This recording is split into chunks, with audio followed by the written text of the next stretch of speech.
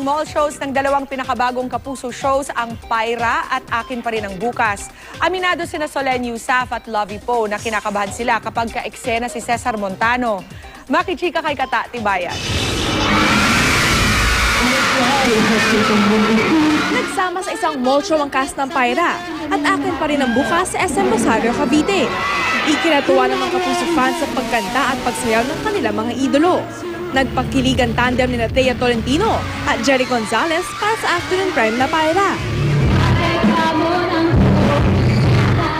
Gayon din ang kulitan on stage ni Lovie Poe at Rocco Nacino para sa primetime show na Akin Pa Rin Ang Bukas.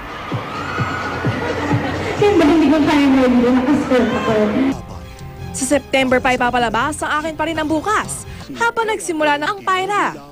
Masaya ang cast dahil sa mall shows, nabibigyan daw sila ng pagkakataon na may pag-bonding sa fans.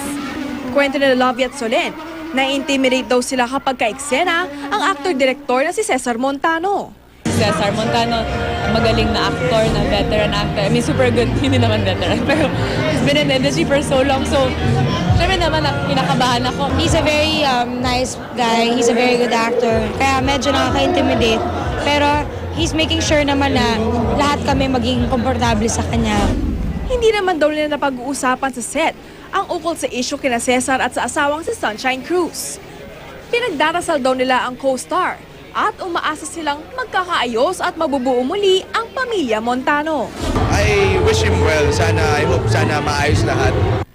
Kata Tibayan updated sa Showbiz Happenings.